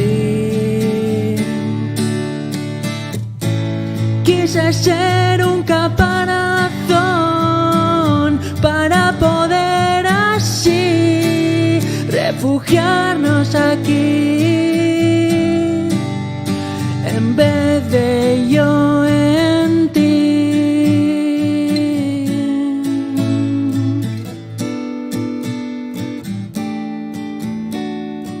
Si me llamas iré a buscarte. Si quieres hundirte no voy a dejarte. ¿Cómo no voy a derrumbarme escuchando a Karate?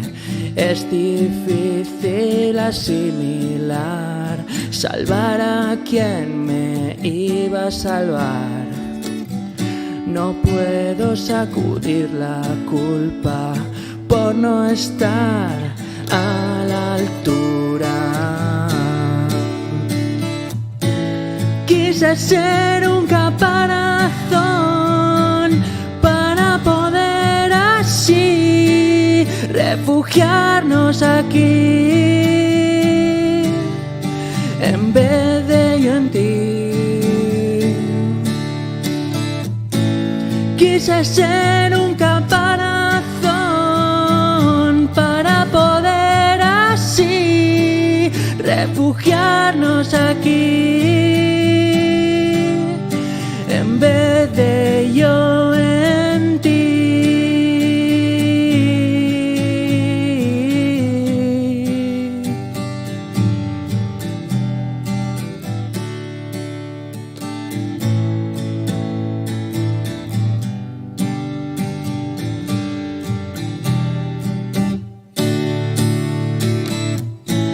Quise ser un caparazón para poder así refugiarnos aquí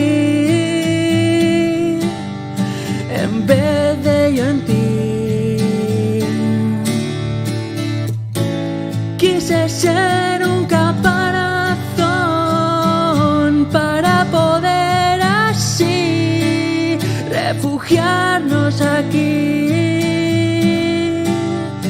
en vez de yo en ti. Hortxe balen kantua gure elkarrizeta akustiko honetan, kaparazon, eta segituan entrevista zetera bueltan, Ruben, honen inguruan, eta gauza gehiagoren inguruan aritzeko, ze gartxote gorozkaia. Bai.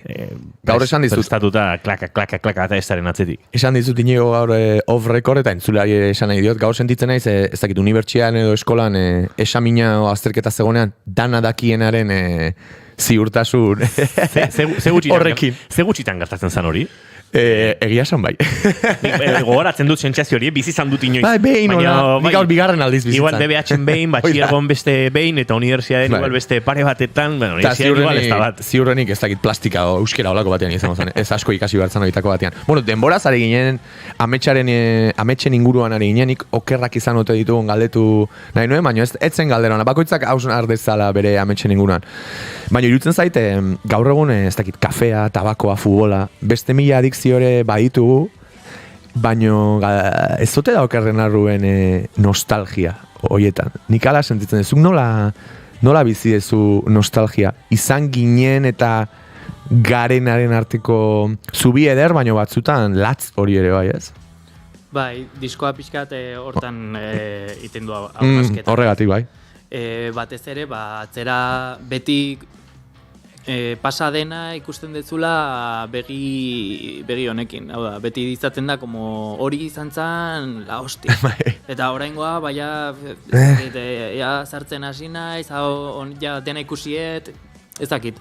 Beti dago, bai, eta denetan gertatzen da, bai, ez dakit, ustet gauza o artistikoa den guztian ematen da. Nik uste eta aurrekoan pelikula bat ikustean nintzen, eta baita, ez duten olako, bai, 70 margarren amarkadako slasher moduko pelikulak, no seke, baina oso modernoa, eta esaten nugu, zen nostalgikoa da nahu, oza da, duela 50 urteko pelikula bat, orain egina, 2022. Ze pelikula zen? X. Apuntau.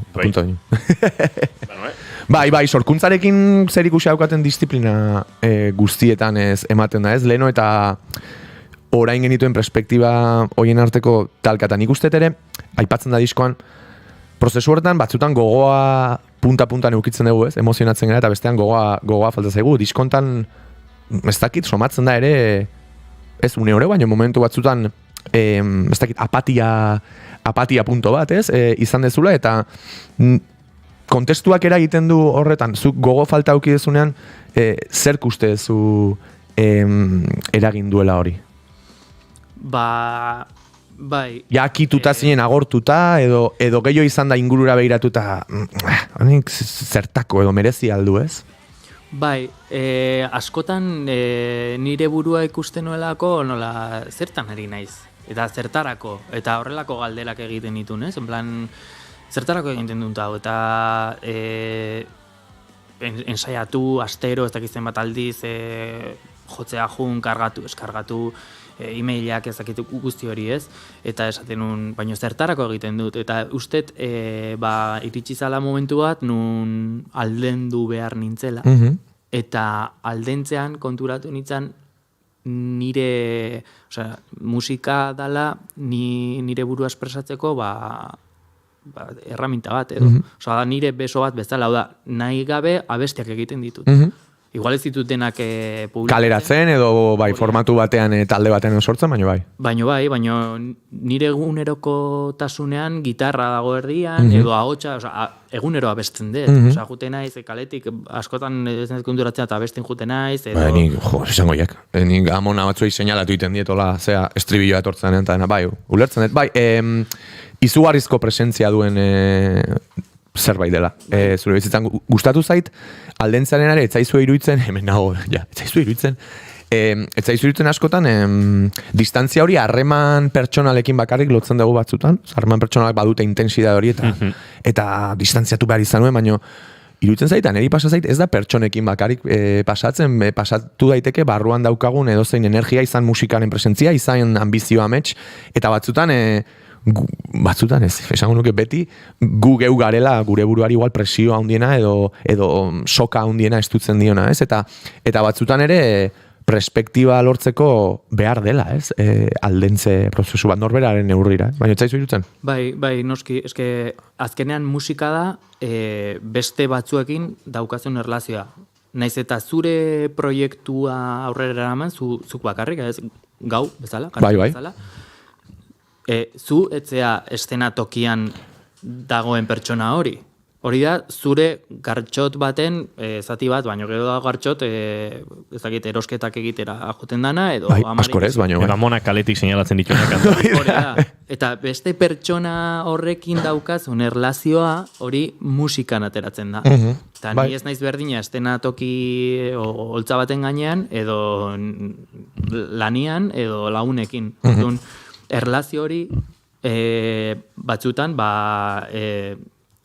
oso estua da, eta batzutan... Estuegia ere, bai. Estuegia, eta orduan aldendu behar dezu. Hau da, nire hausnarketa, Bai.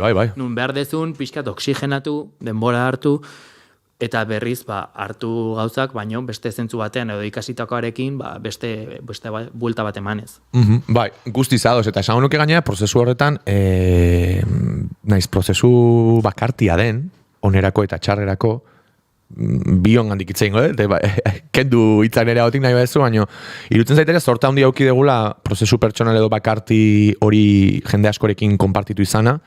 Ez dugu hemen txapa sartuko 2005an bazegoen hardcore estena potente hori, urkotasunean eta berehalakotasunean oinarrituta zegoen energia bola hori, ja ez dago inun horrelako horiek hemen inguruan behintzat. Baina azpimarratu nahiko nuke figura individualetatik eta norberak daukagun prozesuaz aparte, beti izaten den bakarrik ezin da esaldi hori, eta etzaizu iruditzen ere hausnarketa moduan zorte handia auki degula inguruan sortu dugun biosfera esan behar nuen, baina zoologiko hitza akaso egokiagoa da. Horrek ere ematen dio balioa, ez? Konpartitzeak norberaren prozesuari, ni gehien emozionatzen hauen gauza da adibidez, atzera begira. Kontzertu bat edo beste baino, laguntasuna. Bai, noski, niretzat musika izan da, nire bizitzan pertsona garrantzitsuenak musikan ezagutu ditut. Eta hala izan da. Batez ere... Eskerrik asko. Bromanzan. Batez ere, hori, aurrekoan justo urkok, Krilin. Bializian audio bat, esanez, diskoa entzuten izala pila bat, eta nola hitzekin eta sentitu zala oso bereak bezala sentitu zitula, eta, niretzat hori esatea, eta horrelako pertsona miresten dudan musikari batek hori esatea, niretzat super gantzitsua zen, eta oso oilupurdia, bakizu. Bai, fascinante, eta orain, bigarren, esan dezunaen ere, bigarren abestia eskatuko duzuru, baina, ze kuriosoaen, lehenago irutzen zait duela 15 urte, askoz gehiago erabiltzen zela musikariaren taldearen izena, musikari horren inguruan hitz egiteko. Adibide bat, leheno asko esaten zen Ruben Cohen, Urko Krilin, ez dakit, Texas Adrena, Gorritxo Jau, eta gaur egun proiektuek ere beste tankera dute, askoz individualizatuagoak dira, eta gaur egun jada Gartxot, edo Ruben, edo Inigo, ez? Orokortzen nahi naiz, baina adierazgarria irutu zaitu hori, leheno nola esaten genion batak bestari, eta taldea eta urkotasun hori nola zen ere ustez lehen lerrorago zegoen zerbait, baina gaur gehiagi sakontzen nahi. Bigarren abestiaren bila abiatuko gara, futuro incierto izango da kantu hori, beraz badoa aruntza Ruben, eta segituan entzungo dugu bigarren kantu hori.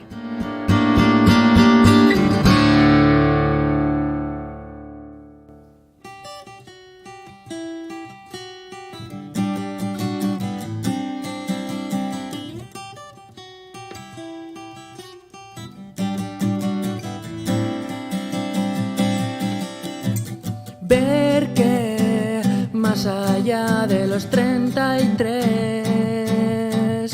Sigo anclado en el pasado, me cuesta avanzar. Lanzo preguntas contra la pared. A veces no quiero trascender. Y si ya no estoy para esto, y si ya no tengo nada dentro, y si las mejores canciones no están por la labor de llegar, busco otro aplauso vacío para sentirme conforme. Me agarro a las expectativas con desencanto en el horizonte. Y si ya no estoy para esto, y si ya no tengo nada dentro, y si las mejores canciones no están por la labor de llegar.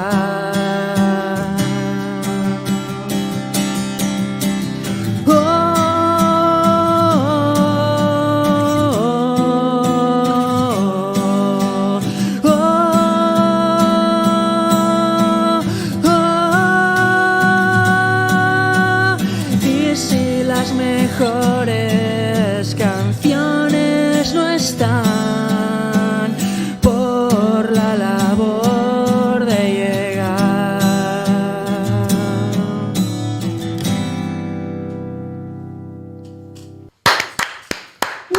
Hortxe bigarren kantua, Futuro Incierto, ez dakit, etorkizuna zalantzaz josi zaio Ruben Ramosi eta tira, sarraskia bere horretan, ez gaur gaia Goiuri ez dago gurekin, baina letren inguruan, edo letren giroaren inguruan bai galetu nahi nion nik, 36 urte dozkazu orain, Ruben?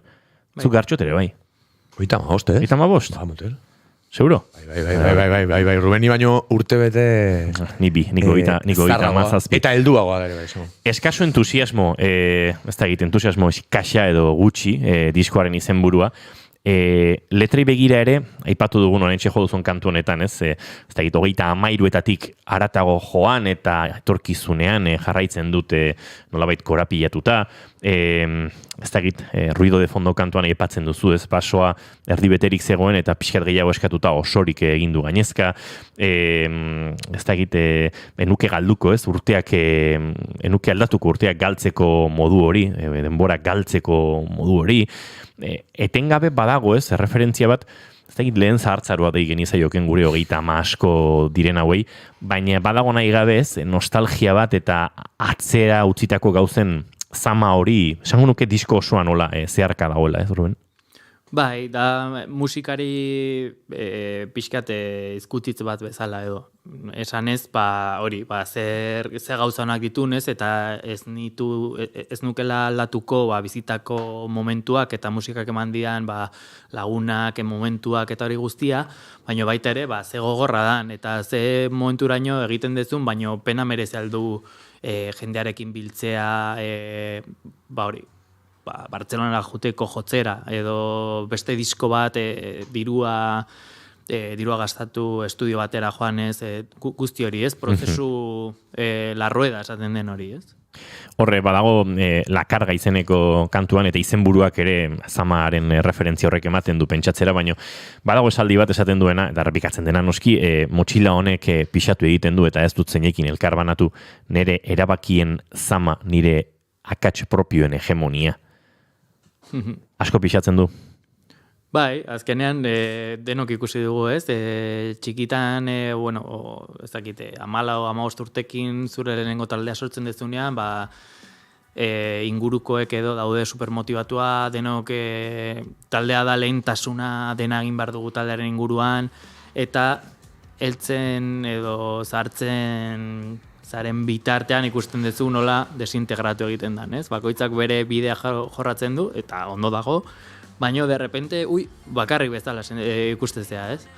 Eta zentzu horretan, adibidez, Santxosekin izena dator pixkate, Santxo hori dala bateri jolea, pixkate omenaldia egiteko, en plan, badaude Jimmy to World, eta Jimmy da abeslaria, Santxo, sonoma por culo. Eta pixkate horregatik, eta pixkat koina edo broma hori izan, baina baita beraiei, bai Manui, Juan Peri eta Santxori eskertu behar diet, beraiek izan zirela, hori, nik zalantzak nituenean, behaiek super motivatuak zauden. Eta behaiek botaziaten soka. Igual behar zenuela etzenekien bultzada eman zizuten, ez? Ni izan beharrean, beti izaten naizela pixkate motorra edo izan naiz, justo... Alkatia. Bai, kasu honetan, bestiak egiten ditu dalako, ura edaten dudan bezala, baina gero hori aurrera eramateko, hori, bultzada hori edo, behaiek eman zidaten, eta orduan behaiei eskertzen diet, batez ere. Bai, hausnarketaren azoka honi amaiera mateko, Inigo, nik usteet urteekin esan dezunan ere, igual, akaso idealismo puntu bat galtzen dugu, eta heldutasunak ekartzen ditu ardurak, eta zuk esan dezun bezala, 21 urtekin gaude, hau dana gaizkita, ez? Eta heldutasunak igual, idealismo puntu hori agortzen du pixkanaka, batzuetan bestetan baino gehiago, baina horra ipatzen duzu ruido de fondo, gaur egun adibidez, eta bukatzeko, nun ikusten dezuzuk zaratarik handiena, musikaren munduan. Ojo, esan nahi dut, zerk usten dezuzuk, ez dakit, ez gaitzen gaituela batzutan gauzak argiago ikusteko, nun dago zarata? Ez dakit ulertu...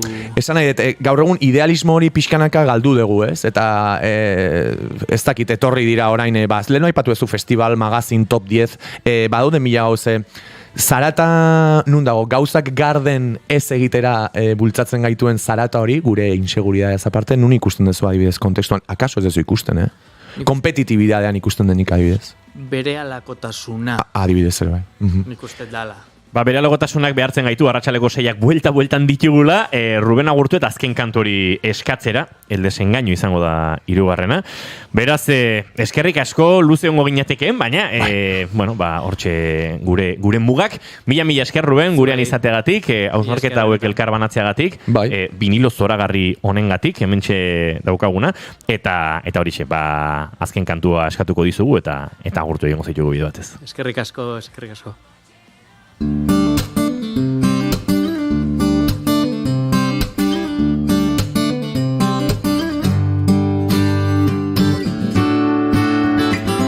Eta Ruben prestatzen den bitartean guk agurtu egingo zaituztegu, Gartxot, datorren astera arte. Barkatu, aio. Eta zuen entzule, bihar arratsaleko 4:05 hementxe izango gara Los Antxoseko Ruben gurekin, El desengaño, azken kantua arratsaleko 6 bidean. Nahi duzunean, Ruben.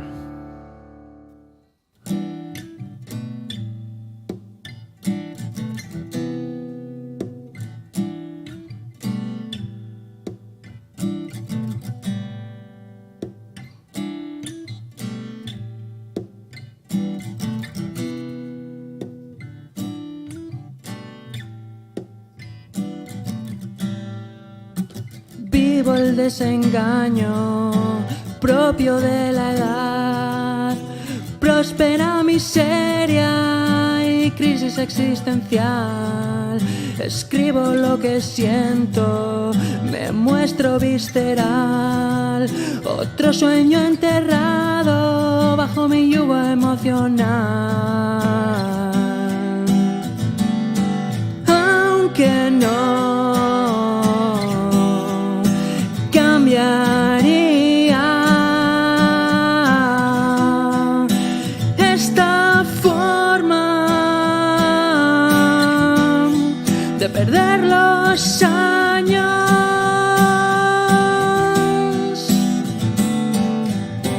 de perder el tiempo.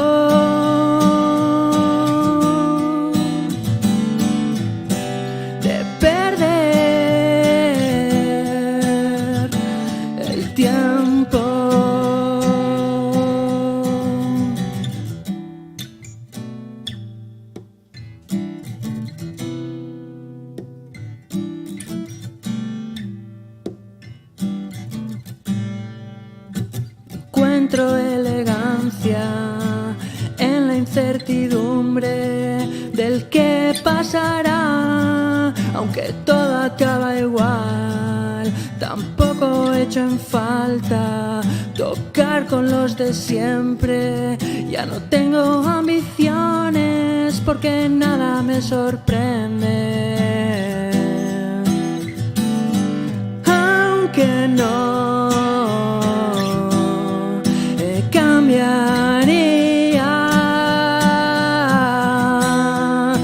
esta forma de perder los años,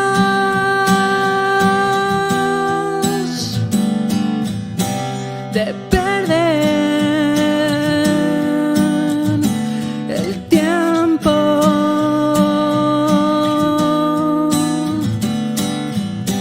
de perder el tiempo.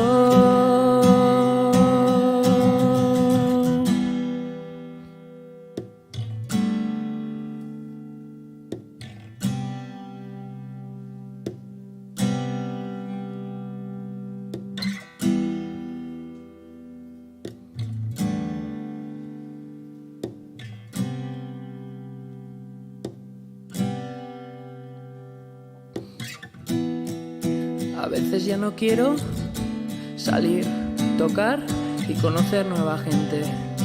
Siento que esa etapa ya no me pertenece. Quise ser un revolucionario, alguien que no se contradiga a diario. Y todo eso de mi conflicto con el desarraigo, le grito triste a la treintena y a la nostalgia de salir de gira, a mis amigos de la infancia y a los proyectos de capa caída. Y maldigo mi suerte y este sentimiento presente, pero puede que quizá nunca creyera lo suficiente.